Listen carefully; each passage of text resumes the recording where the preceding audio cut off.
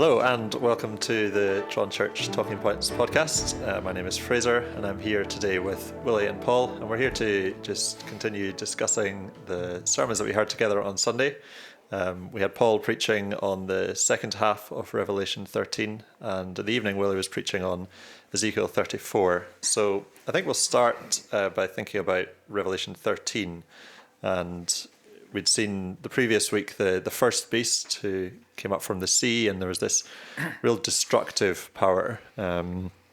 Whereas this week, the second beast, it was more deceptive, and it shows the different ways in which the devil is at work in our world. And I think it can often sound, or people can often think that it's quite far-fetched, this whole idea of demonic activity and the devil working through beasts. And I think it was really helpful, Paul, the way you brought out some of the examples of the ways that we see this in our world today. So I wondered if maybe we could just start by thinking about some of the concrete examples of where we see this sort of thing happening in our society today. Yeah, well, it's much more in your face with last week's. It's the raw power often seen through state governments and so on, and you can point to examples through history and in the world today where that is happening. It's very clear. We've talked about India before, and at different points in history there's been very clear overt persecution of the church. The second half is a lot more subtle, and that's really picking up on, as you said, the deception and the lies that our enemy uses, and uses very effectively. And that's why John ends at the end of that section with a call for wisdom. With the first half of the chapter was a call to endurance in the face of this raw power. But in the face of this deception and lies, there's a need for wisdom because it's hard. It's not easy to discern. And from the very beginning, Satan's being a liar. He's been a deceiver. He veils his true goal. He speaks lies. And that crops up in so many ways in our world, and particularly for us, thinking about Scotland, 2024, there are lots of different ways in which Satan is at work, pulling the whole world to worship him. And it is worship. It's not, to be pulled away from worshiping God is not an absence of worship. Like we are by nature worshiping creatures, and so we will worship something. And Satan will do all he can to get us to worship anything other than God. And I guess, well, we've been reading recently with our book of the term, or whatever we call it these days, the big read, Matthew Roberts' book, Pride, which really is seeking to uncover one of these big lies in our culture, which is ultimately the worship of self. And it's wrapped up in all the colourful language and the flags and the positive messaging and the media, and everyone's pulling in that same direction. But underneath it all, it is a demonic lie. Now, of course, Satan doesn't advertise it as such. That would be too obvious. But it's much more subtle, but it's got all the marks of Satan's deceptions. He always promises far more than he can deliver. And what does this ideology lead to? Well, hopelessness. If you're looking within permanently, trying to find meaning, create your identity, that's a never-ending search. It doesn't lead to fulfillment. It's the opposite. It's what Satan said at the very beginning to Eve in the garden: you will not die, surely. Well, that's exactly what's going to happen. So Satan promises fulfillment and meaning and purpose through this particular ideology that's got the grip on our society, but it delivers the opposite. That's one example. Yeah, that's helpful. And I think it's interesting, as it says in the text, it's not just that people comply with the beast, but that it is worship. There's I think we often miss that dimension to it. We think people sort of just go along with it, but real bowing down and worshiping the beast, it's really stark here. But it is, and you see the way that particularly, you see that side of it when it's challenged. So look at J.K. Rowling at the moment, who is trying to assert basic biological facts about men and women, and she's been vilified, and it's essentially blasphemy laws. That sort of reaction tells you a lot, doesn't it? There's you're getting at someone's very essence when you challenge that sort of thing. It's worship, isn't it? And that's very clear when it's pushed back against and it's challenged. And we see these examples of, again, there's the bit where it says that unless you bear the mark of the beast, you're not able to buy and sell. And there's this idea of exclusion from society. And we've seen examples of people who have had their bank accounts cut off because of certain things that they've said or are supposed to believe. And, their shops have been boycotted because they won't display the pride flag. And these are all very real examples of exactly this, aren't they? You can't buy and sell. You can't take part in society because of what it is that you believe. Well, it's almost talking about thought crime, isn't it? So you marked on the right hand or the forehead, and symbolically that's talking about unless you comply with your hands, unless you do but also unless your mind is taken over. I mean, it's in sharp contrast to chapter 14, verse 1, which is those who have the Lamb's name written on their foreheads. Yeah. So it's two totally different mindsets, and one is absolutely excluded by the other. And what this is saying is that unless you go along with, in your thoughts and in your actions, the prevailing religious consciousness, then you are excluded from, not just from society, but actually from life. Because if you can't buy and sell and so on, you ultimately can't eat, can you? Yeah. So what this is saying is in order to live, you have to bow down to the beast. And it's not a new thing. I think that's the important thing. And you brought that out, Paul, and several times, haven't you, in the preaching, that we're not to think, this is some exclusive thing about the very last of the last days. I mean, I think that's the danger of this sort of passage, isn't it? Everybody's heard of the number of the beast. Yeah. I grew up listening to Iron Maiden singing about, the number of the beast and films like The Omen and Damien and all this sort of stuff. And there's the whole kind of bizarre kind of outlandishness of all of that, which takes it almost into sort of fairy tale and not quite real. Yeah. That's so dangerous because it takes away from the reality that's there all the time. This has been going on, as you say, right back from the Garden of Eden. It's will you bow down to the dragon, that ancient serpent called the devil or Satan. It's there, right through the Bible stories. It's in Daniel. Will you bow down to the actual statue on the plains of Ono? Will you Shadrach, Meshach, and Abednego? All the rest of it, all through scriptures, we see it, and still to the present day. But what I think the second half of the chapter is showing is just is how that can be subtle, because nobody's physically bowing down here to a totem pole with a gold top on it, but it is bowing down intellectually and morally in your mind. It is bowing down to just what everybody else is doing. It's not just individuals being deluded, but this is the whole of society. Yeah. And it's very, very, very difficult when every single other person thinks this way and acts this way, and you're not. At the very least, you find yourself in a very painful position, buffeting against the crowd. I mean, I think I always use the imagery when Jesus talks about the narrow way and the broad way.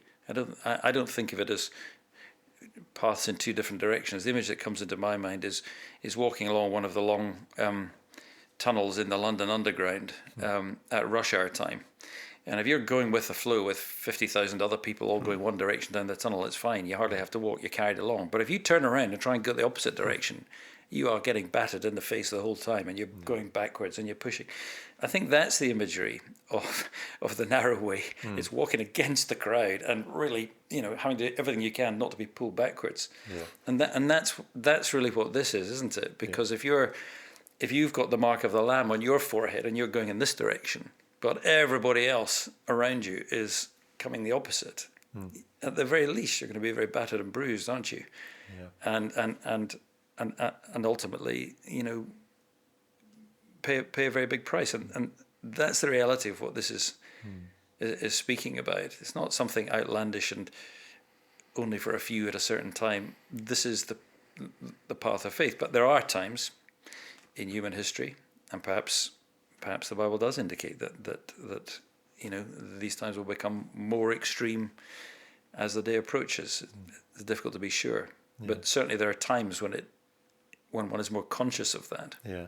And often it's, you get the sense that some of the people in the masses walking the other way, it's not even necessarily sort of conscious worshipping that they are, but they wouldn't think of it like that. They just sort of, there's almost getting swept along. And I guess it's because this is a worship issue, it's our response to it is calling people to true worship. It's not just about trying to win an intellectual argument, is it? It's also trying to, heralding the gospel, and that's the thing which is going to change hearts as well as minds. And well, one of the giveaway signs is that if people respond very vociferously and very violently when you touch their God, because it is to them like blasphemy. I mean, perhaps it's a mark of our lack of devotion as Christians that we don't seem to care too much when our God's name is abused and because we're so used to just the name of Christ being used as a swear word, aren't we? But we see it very extremely, don't we? With perhaps with Muslims. There was that case, wasn't there, with a school child that accidentally dropped a Bible off a desk, not a Bible, a Quran or something, and there was, all hell broke loose, because you've touched our God in a sense. You've blasphemed something that's very precious to us, and I do think that is what is being seen when. Well, one of the obvious ones is, as we've been talking about, the whole gender business and so on now. There is such extreme reaction because actually what's being exposed is a deity and that people worship. And so you don't get a sort of measured, calm discussion. You get a very violent, at least verbally violent, but sometimes more, because a God is being touched. Yeah, and actually I think that there are people out there who are willing to have these measured discussions, and because they realise that something's amiss in all of this. And I think when you find those people and engage with them, and actually put forward the Christian gospel and the Christian worldview, people begin to see actually, this does make sense. And what you're saying about worship, I've never thought of it in those terms, but it makes sense of what's happening. Yeah, and I think just to be very clear, that and in case anybody's suggesting that we're not violent enough in our response, the difference is we don't need to defend our God because our God is not an idol. He's not like Dagon, the god of the Philistines, who kept falling off his pedestal in front of the Ark of the Covenant, and they had to glue him together and put him back up again. We don't have to do that with our God. Our God made the heavens and the earth. He doesn't need us to defend him, because we're not defending an idol. The real God doesn't need that defense, and that is what ought to mark a Christian response. We should be personally upset when our God is traduced and his name is dishonored and so on, but he doesn't need us to do what Peter did and cut off somebody's ear with a sword. The Lord made that very clear, isn't it? Put that away, and that's not how we do it. But and again, I think that also it gives us confidence, but also hopefully if we react rightly to these things, people will see, well, there's a difference there. What is the difference? And the answer is, well, the real and living God doesn't need our defense. And I think that's quite a powerful point, actually, because if your God is so weak that you have to take up the sword in order to defend his name, you might want to ask some questions about that. Yeah, and it's a real comfort for us as believers knowing that this is our God, and he will keep us, and this is the God that we're putting forth. I was, after the sermon on Sunday, I was speaking to one of our elderly members who's in her 90s, and she was just expressing this, that it is really worrying, and in her lifetime she's seen a lot of worrying things, but through all of it she's just kept looking to who God is and trusting in that, and that's what's kept her going. And it's that endurance, I suppose, we saw last week, and looking at the world with wisdom through the eyes of Scripture to make sense of how things are, and knowing where they're heading with that picture that we saw start of chapter 14. I think another important thing to say about the whole business of the number of the beast and all the rest of it is that it's the number of a man. This is ultimately coming out of the heart of man. And I think that's an important thing, because one of the things that I've observed in recent years is that a lot of, because of some of the things we've been talking about, Fraser, a lot of thinking people are discerning a lot of these things, and actually they're finding that they have to articulate much of what's going on in the world in terms of categories that they hadn't entertained before. In other words, evil. There is something supernatural. There is something beyond just the merely human. And that leads them to a spiritual exploration. But the danger is that you see that evil, but you consider it as something just out there.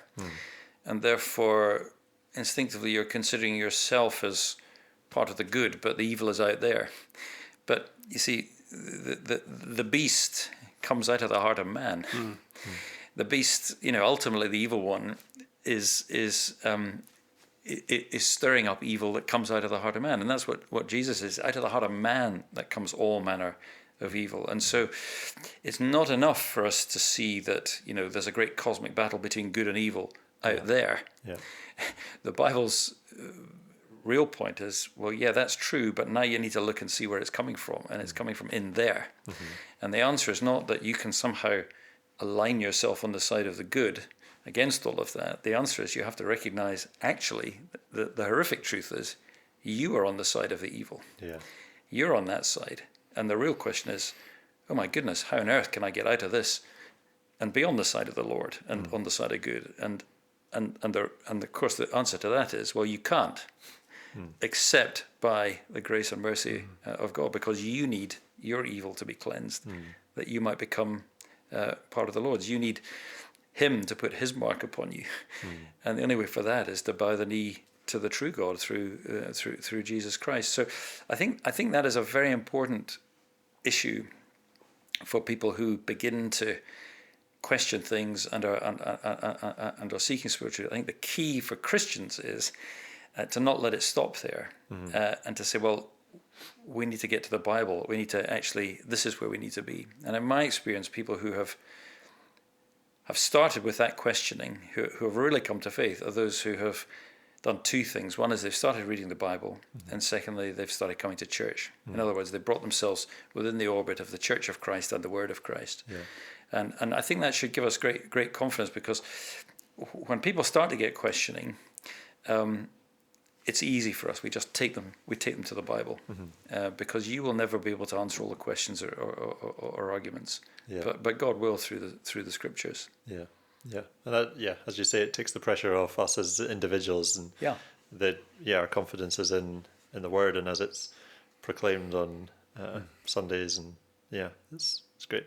We'll maybe move on there to start thinking about Ezekiel, which we heard in the evening, looking at chapter 34, and this picture of the shepherds of Israel and all their failings and the way they'd been really wearing down the people of God by their harsh and domineering leadership. So I thought it might be helpful to think about what should real Christian leadership look like. Here there's a clear bad example of domineering and subjugating leadership. So it's clear that it's not that, but we also don't want to go too far the other way and come at something which isn't really leadership, and it's too soft, and they're not really leading God's people. So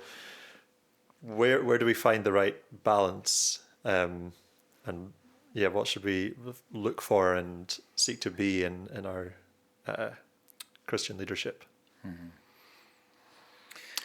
Well, I guess we are talking about shepherd leadership, and the concept of shepherding is one that you see all the way through the Bible. Jesus himself is describes himself as a good shepherd. So shepherding is a useful metaphor for thinking about leadership, not just of Christ's leadership over us, but also as under shepherds in the church. I think we can have a slightly cuddly image of shepherding, and that's maybe perhaps because we are quite removed from real rural life. We don't really see shepherding happening. We get nice images on, kids' cartoons or these fluffy sheep images. Yeah. But actually, what is shepherding? And thinking about that for a moment is helpful, because shepherding is hard work. It requires feeding and looking after and being there when lambing's going on and fending off enemies and all that kind of messy, hard work. And sheep are not the most intelligent creatures and need guided and directed. And so that is used of God's people for a reason, because we can be a bit like that. We need direction and leadership. So I think just pondering that shepherd metaphor can be helpful, because we need to remove the idea of a cuddliness about it.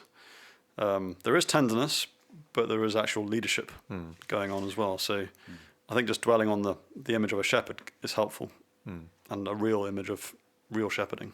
Yeah. And that's why, it's very clear in Ezekiel that the shepherds are the kings. So it's not that this is sort of some aspect of kingship. It is what kingship is. It is rule of God's people. I mean, it as I said, the image of the king as the shepherd of the people wasn't just unique to Israel. It was a way of talking about kings. Everybody knew what that meant. Yeah. And it had those aspects to it that Paul's alluded to, but nobody was any doubt that it meant leadership and rule. But with leadership and rule, as we see in the world, from sinful human hearts comes exploitation and abuse and all of these things. And of course, the tragedy is that was as evident in Israel as it seemed to be everywhere else. This is the nation that was called to be a light to the nations, to show the right way, a paradigm for society. The whole of God's law for God's people was to show the rest of the world how a flourishing human society ought to exist, the morality that should underpin it, the kind of leadership, the kind of ethos, the kind of principles that people should live by. And so the great tragedy is that it was as bad as everywhere else. And of course, thinking in our context is the same great tragedy is if leadership in the church today doesn't demonstrate that to the world to show what good leadership is, but actually just imbibes the world's way, and sometimes is as bad or sometimes even worse. And we're all shocked, aren't we, when there are instances of, thankfully not that common, but when they are, they stand out, of sort of great leadership failures and abuse and that sort of thing. It's so shocking because it should be the opposite. And obviously in Ezekiel here the answer is God is the good shepherd, and his servant David will be the good shepherd. So it's a servant ruler, and he's strong to rule, strong to save, but not exploitative. He's the good shepherd who lays down his life for the sheep, and that's the pattern of New Testament leadership, isn't it? Read Paul in Acts 20, talking to the Ephesian elders and so on. He showed them by example what it meant. It's better to give than to receive. That's what the Lord taught us. That's what you've seen in my ministry. When he's writing to the Corinthians, here's the strange thing. The Corinthians were being exploited by leaders, but they seem to like being exploited. And these Corinthian interloper leaders were not giving, but were taking, were enriching themselves, were aggrandizing, if that's that word, self-aggrandizement, whatever the verb actually is. All of that was the opposite. But the curious thing is, Paul's having to say, you seem to be enjoying this, and there is something, isn't there, perverse. We see this in nations, don't we? There's a desire, especially in crisis, for the strong man, for the dictator. we've seen that throughout history, haven't we? And to some extent, that's what we're seeing in world politics, isn't it? But it can be the same in the church. People can gravitate to the strong man who shoots his mouth off and is flexes his muscles, as it were, and it's a strange thing. But I think people want leadership. Yeah. So if there's an absence of leadership, suddenly if there is strong someone leadership, demonstrating leadership, that in itself can be attractive. So that in a sense, there's a right desire to be led. Yeah. That can often be misplaced. It's a bit like how the assault on masculinity has caused a backlash of people wanting to be real men. And Nancy Pearcey, in her book that I'm reading on the what's it called, The Toxic Assault on Masculinity, but she draws I think a very helpful distinction, which is that you can understand that that's wrong. It's not that we should be saying we need real men, but we need good men. And I think that's there. So we need not real leaders, but good leaders. Yeah. Not real shepherds, but good shepherds. Now, if you think about the distinctions of those kinds of things in terms of what we might see, both in secular but in Christian leadership, I think that's a helpful thing. Jesus is the good shepherd, not the real shepherd. I mean, he is the real shepherd, of course, but Yeah. I think that's a helpful distinction, isn't it? And everything that's described here about David, everything that Jesus embodies, everything that sets the pattern for, is what good, strong leadership is. Yeah. It will fight off the wolves, it will tend the sheep, and it will lay down its life for the sheep. Yeah. Yeah. And it's always that, it's both, isn't it? There's the strength and there's the care as well. It's not domineering and harsh leadership, but it's gentle. There's that bit in Isaiah 40 where it says, "The Lord comes with might, his arm rules for him." But then the very next verse, he will tend his flock like a shepherd. He will gather the lambs in his arms. Yeah. And there's that just wonderful picture of God and his strength and his protection and his might, but also his gentle care for his people. And that's what we see when we read the Gospels, isn't it? We see what Jesus is like, and he is imaging God perfectly, and he is God, and he is strong in standing up against enemies, but he is also loving and gentle and caring with people, and there's that wonderful balance, which is just... The good shepherd will fight for the sheep, but he doesn't fight with the sheep, and doesn't fight for himself. And that's Paul's point, I think, in Acts 20, isn't it? When he's saying to them, you're going to have to fight. You're going to have to fight wolves. And that's why in the pastorals, when he's talking to Timothy and Titus and so on, and talking about the kind of person that they have to have as Christian leaders, has got to be able to not just teach the truth, but refute error. And not just show people how to behave, but deal with people who don't behave properly. He's got to be able to manage those things. Now, all of that requires strength, doesn't it? Jesus said, "Suffer the little children to come to me," took them in his arms, but he threw out the money changers from the temple and turned over their tables and took up the whip. Now, this is not a schizophrenic Jesus. This is not two completely different pictures, but it's two parts of the same thing. And the issue of masculinity is important because the calling of men is to be fighters in the right sense, for fighters for the truth, fighters for their family, fighters to protect the weak, not fighters for themselves. That's quite a different thing. They're to be strong as protectors, not strong as predators. And our whole understanding of masculinity is so messed up today.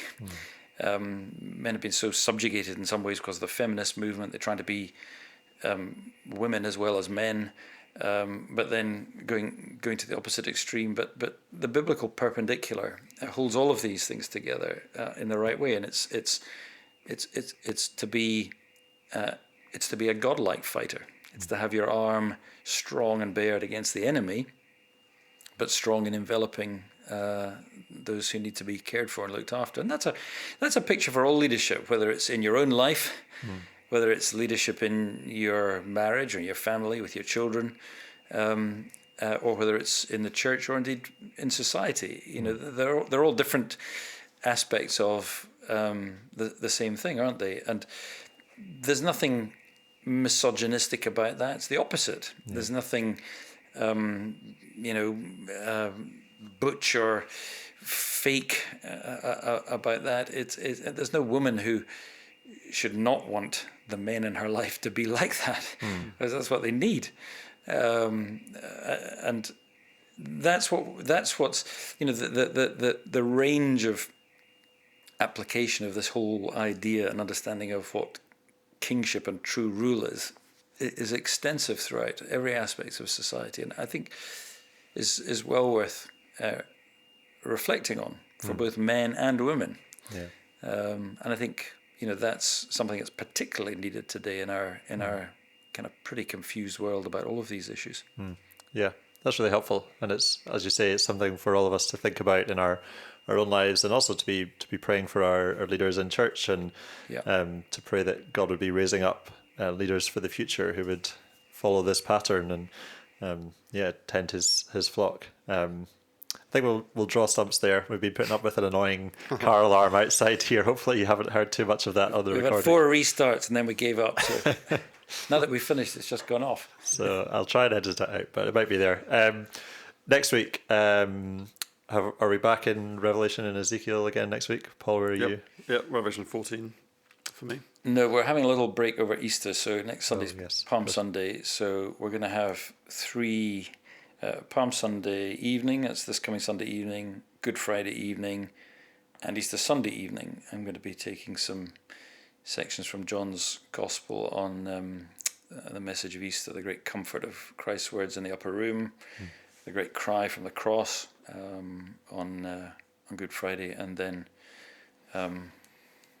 Thomas, the great confessor of Christ, on Easter Sunday evening. So a little break from Ezekiel, and then we'll be back. Good. Well, we look forward to that, and remember to use the Easter cards and so on to be inviting people to these services. We hope you listen again next week. Thank you.